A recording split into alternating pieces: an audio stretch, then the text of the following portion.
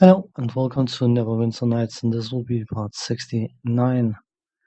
In the previous part, we had a request from a green dragon. So, I just want to do one quick check. I'm not going to pay attention to that area in this part, or this recording session thing.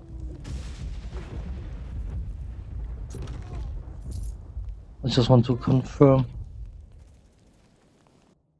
Yep, a fire giant layer. Okay. That leaves one location left for the other one to, or one type of area for the mysterious cave to be. So let's go and have a look in there. I need to get, so it's, okay. Map every inch of the map, please. Oh, sorry, my vision is a bit blurry apparently. Of course.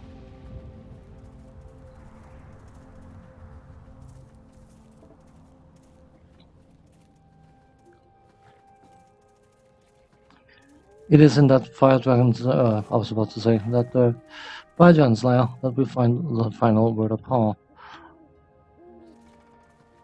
Dead. Okay, we will not. Yeah, it doesn't matter.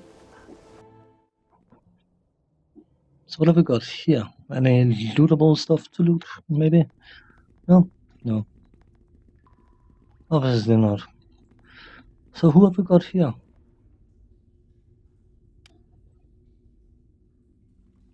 Gold dragons are graceful, sinuous, and wise. They hate injustice and foul play, often embarking on self-appointed quests to promote good. This is indeed a gold dragon. For what reason have you violated the sanctity of this cave? Have you come seeking Gorgotha's eggs?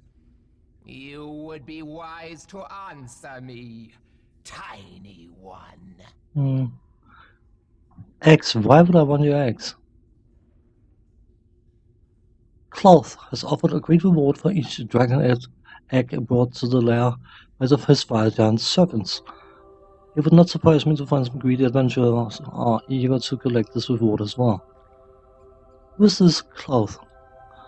Skrok, king of the fire giants in the north, has sworn allegiance to Cloth. I probably pronounced it wrong. If I do, sorry. Anyway, an ancient red dragon of unimaginable evil.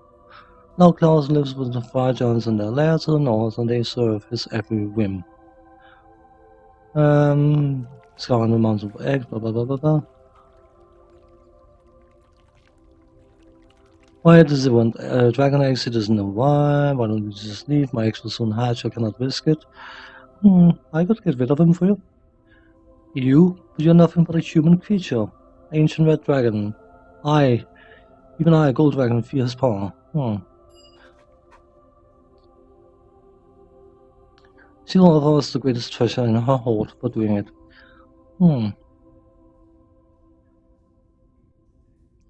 I shall do this for you. Admire courage, small one. Return to me when you have Klaus' head. Otherwise, I may think this has all been a deception to somehow trick me out of my eggs. Why would I wish you success? When all truths I fear you are doomed to a grisly end. So, we have done a deal with a green dragon and a gold dragon, and there's an ancient red dragon, and I wonder if we're going to make a deal with that one as well. Isn't there something about never doing dealings with dragons or whatnot? Oh, is that Shadowrun? I think that's Shadowrun. Okay, in between recordings, I allowed myself to do the last of the follower quests, and now you can see all the performer +5, the ring +4. Should probably show what it does. Pendant of the elf. We have shown the others. So, of course, we'll have the ring of the rogue +4 equipped. So all the followers are officially done now, and we need 307 experience for the magical level 16. I moved outside the fire giant layer because I need to clear the entire area in order to set up. Which perhaps is a bit excessive, but I had planned to do that specific setup, so I will be doing it. But that likely means that I will be going through, of course. But there will be an awful lot of fighting, and unless something very important shows up, I will likely just speed it up and stay quiet and do after commentary, because there's going to be an awful lot of fighting in there. But of course, I will cut for the level up because that should arrive relatively quickly. Sun inside. The map is quite large and there are 2 sub-levels. Not 2 full levels, but there are 2 passages leading down, and better get started, so I'm going to be quiet now for recording purposes and then do after editing commentary. This after commentary is made long after, or done long after, I have effectively finished recording the rest of the game. So I can use a bit of hindsight during the making of these videos.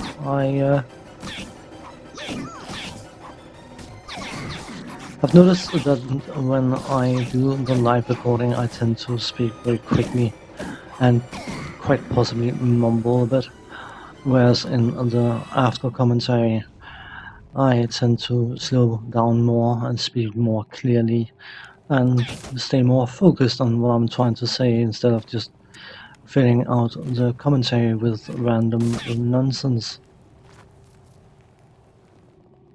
It is something I'm definitely considering carrying on going forwards, recording without a commentary and then do after commentary, because I personally feel it gives a better result. There may be a different opinion, and if there is, that's perfectly fine. I'm happy to listen to ideas. Ideas telling me to shut up and stop making videos is going to be ignored for some bizarre reason. But beyond that, this area is crawling with enemies, and there's quite a few giants and dwarves and all sorts of other fun individuals to have some punch out fun with. There's also a significant amount of chests to loot, but in truth there was one specific item I was looking for and I did not seem to actually get it. But at this point in the game I technically didn't need to loot anything of any kind because of the amount of money and the equipment already in my possession. But of course, I mean, you are playing a role-playing game where you can loot, so looting you do. That is just the nature of the business.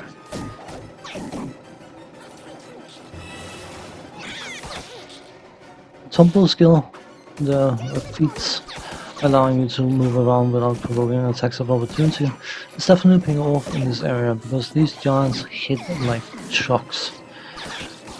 But of course, being able to disengage at will, basically, and heal is always a lovely thing. But we are coming up to an important part of this video.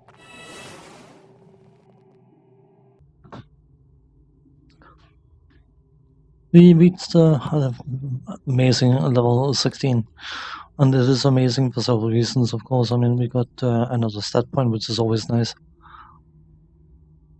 It's going to give us an uneven wisdom number. That's fine. Of course, we get our skills.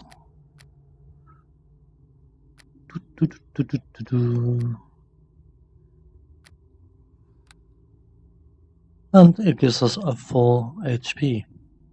First time. Lovely. Key strike +3, which is always nice. But the important part. 1d20 is the damage our fist is doing now. It is the hardest hitting natural weapon from anything remotely the size of a human being or humanoid. 1d20. A great axe will do 1d12. So that is what makes monks special. And that is why you get the consistent, relatively high damage. I mean, you can still roll 2 on a 20-sided die, but if all the stars align and all that stuff, you can do an awful lot of damage by quitting. It's not likely to happen. You're consistently going to be doing 11 damage per hit, because of course average is minimum damage plus maximum damage divided by 2, which is 10.5. But yeah, the damage becomes significantly on average higher, and that's why you're not relying on crits, which is good, because of course as soon as you bump into stuff that doesn't really care about you quitting, it's nice to have the base high damage. So back to the sped up process.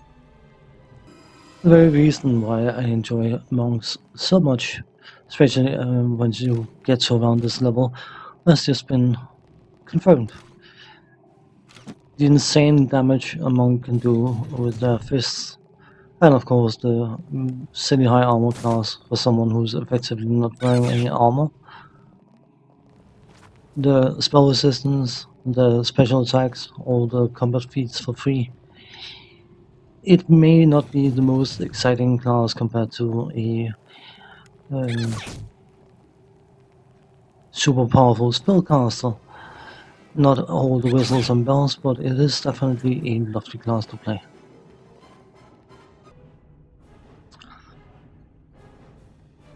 See what this guy's got to say? I'm not letting anyone out. Hello? Just randomly. Apparently I am. Thanks for springing me from that cell. I guess all you want. So what can I do for you? Who are you and what are you doing here? My name is Volgar. The Fire Giants caught me trying to sneak in here about a month ago. But they were going to kill me, but I managed to convince King Squawk that I'd make a better advisor than Stu. Smart. Why would I kill one and a half? Oh, hey, don't stereotype. Information. Tell me about cloth. I'll tell you what I know, sure, but that kind of information doesn't come cheap. 500 gold pieces and I'll tell you everything I know. How can you charge me for information after I save your life? Tell you what, make it 300. Fine, 300. Plus I'm doing business with your Cloud. Cloud is an ancient red dragon who's made his lair here beneath this giant complex. King Skog and all his giants serve Cloud. It's almost like they worship him as some kind of god or something. But Klaus is old even for a dragon, his days are numbered. That's why he has the giants gathering dragon eggs so he can use them for those bizarre experiments in the basement. Tell me about the dragon experiments. Klaus has some 1T sorceresses working for him. Or sorcerers, actually. Those damn shapeshifters have been using magic to grow an egg into a full-grown dragon in the space of a few months instead of the centuries it normally takes. I'm not sure why they're doing this, but I know that adult dragons tend to disappear after reaching maturity. I bet it's something to do with Cloud trying to recapture his youth. He's pretty old, even for one of his kind. You said that before. Anything else? I think I did pretty well. Bye-bye. Off you go. Good luck. Hope you get rid of Skrog. It wouldn't happen to a nicer guy. As for me, I'm out of here.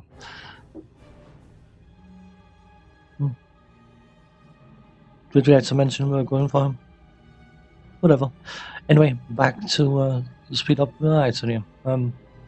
Cloud is growing dragons in order to suck their souls so he can try to make himself useful. That is. But we're not going to deal with him in first round. We got some other things we need to attend to. But back to speeding up stuff. You can technically get away with just going straight for your targets when you know where they're located. But at the same time, of course, every experience helps towards a level up. So going around bashing stuff for the extra experience is always beneficial.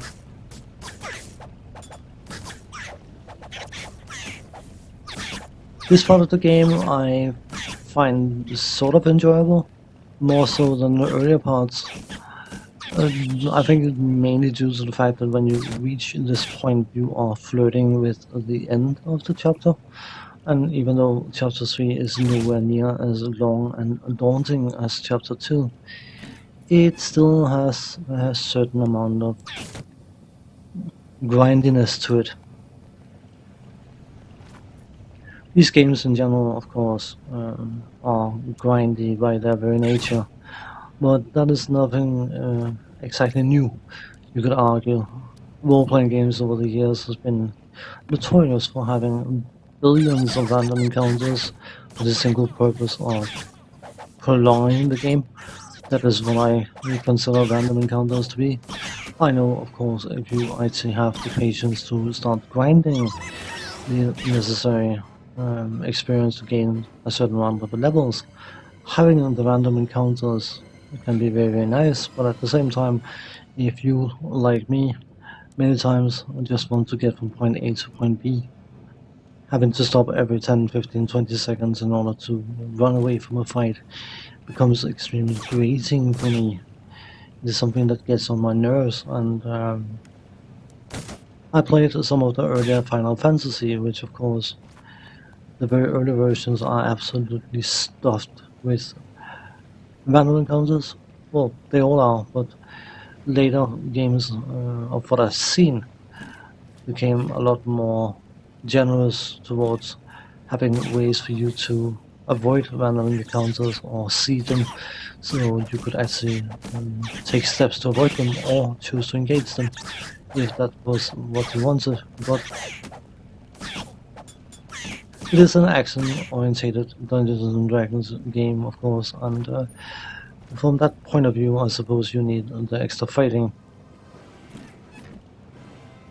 I'm not sure the game would be particularly enjoyable if you just had 6 fights spread across 4 chapters and you had to navigate everything else and pick up an item here, read a book there, get a key here, and so on and so on. So I guess all in all, it is a benefit to the game as a whole. The thing about these fights is they have no relevance on anything except for yielding a bit of loot and a bit of experience. And of course potentially kill you with one-shot spells, which is technically the only thing, if I'm awake, that is technically the only thing that can take out my monk is a one-shot spell. And it is not something that happens often, but it will definitely occur, and usually at some very inconvenient times. The fact that you can fail any saving throw, doesn't matter how high a bonus you have to that saving throw, by rolling a natural 1, means that the quick saving, which seems extremely excessive, definitely comes in handy, because next fight, if you roll 1 against paralyze or something, you are basically boned. This area, by the way, that ogre, if you don't kill him quickly, he will smash all the, I would assume they are furnaces of some description even, and they each spawn a greater fire elemental. And while fire elementals in and by themselves are not particularly dangerous, 5 of them at the same time is no fun, and that's why I will still kill them for the experience, but on my terms, and not having that ogre running around and break them all free.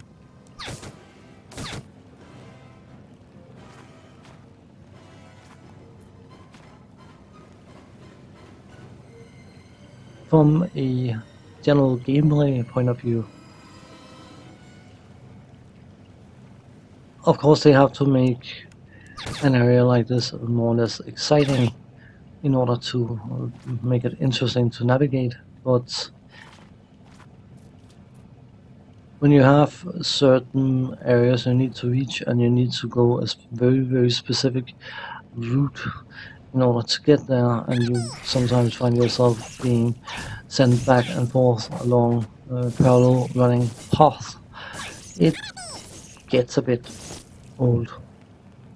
And of course, remember this is a monk, the by far fastest class in the game, and that monk is hasted. So after having played monk, it is very, very hard to get back and play any other class that doesn't come with a natural speed modifier, especially when you start traveling traveling long distances.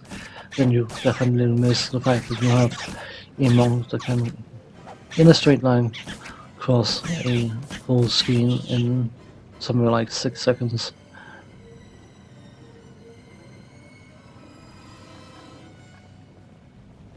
The monk may be one of my favorite classes in general to play in Dungeons and Dragons, but it's not my favorite class from a philosophical level. I don't know if I mentioned it before, but if I have, then I do apologize. But the Paladin is definitely my class of choice, despite the fact that the Paladin is a bit lackluster in 3rd edition. It's not so much because the Paladin in by itself is a weak class, it's just because there are so many other classes and class combinations which are better. A very natural thing to do for the Paladin is to do a splash of multi-classing into Fighter in order to get some very, very important extra feats, because of course the Paladin gets some nice bonuses very early on, and then they get normal feats like any other class, and no bonuses, no nothing beyond that. But of course most of the Paladin's class-related abilities are depending on Paladin class level. So doing 6 levels of Paladin and 10 levels or something else and 4 levels up a third thing means that your Paladin level will always remain at 6. Anyway, we have another thing we need to deal with.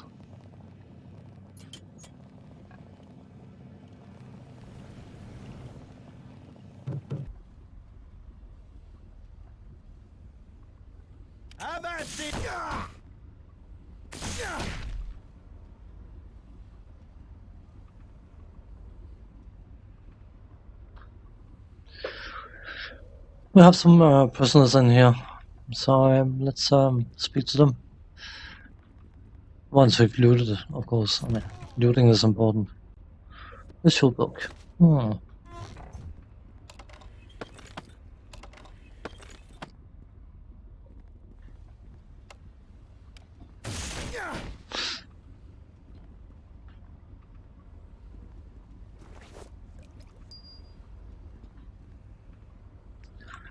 These poor prisoners. Yeah. I greet you. Praise be to God, we heard you outside the door for the Who are you? We simple farmers, the fire giants captured us and every blah blah blah.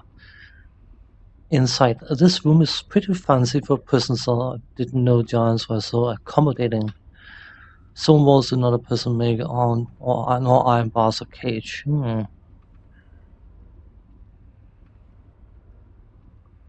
I don't trust you. I think I'll just leave you here. You're not as foolish as we assume, human creature, but that will not be enough to save you. No, but my fist might do that trick. Yantis.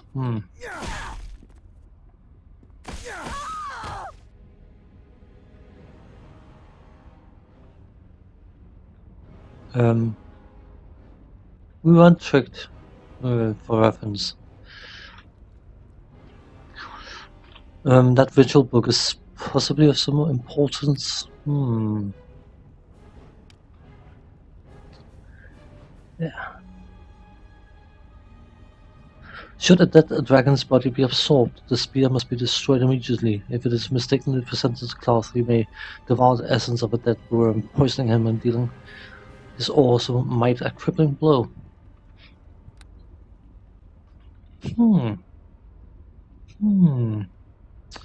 That's probably valuable information for potentially dealing with a dragon. If we can weaken it. I mean, it is an ancient red dragon, so if we were to try and do fisticuffs with it, getting any advantage is a good idea. But back to the speed up process. Something to be said for Neverwinter Nights, of course, is the fact that the closest game of a similar type prior to this would have been Baldur's Gate 2. So the difference in gameplay between the two games is quite an improvement. It is much more direct, it's much more action orientated, of course, and it also feels like you have a much larger impact with just using one character. I assume that the designers of this game toyed with the idea of running a party of some description, but of course, I mean, the online part of the game, allowing parties to be formed in an online environment, meant that you could create parties in that way instead of creating your own full party. And besides that, I am fairly sure that a full-blown party would have been awkward for one player to control in this game engine thing.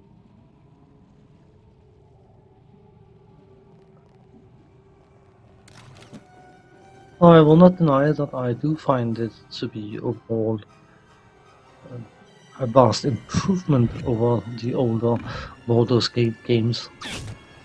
Neverwinter Nights 2 allowed for a party thing going followers, at least multiple followers instead of just the one in this specific game, and it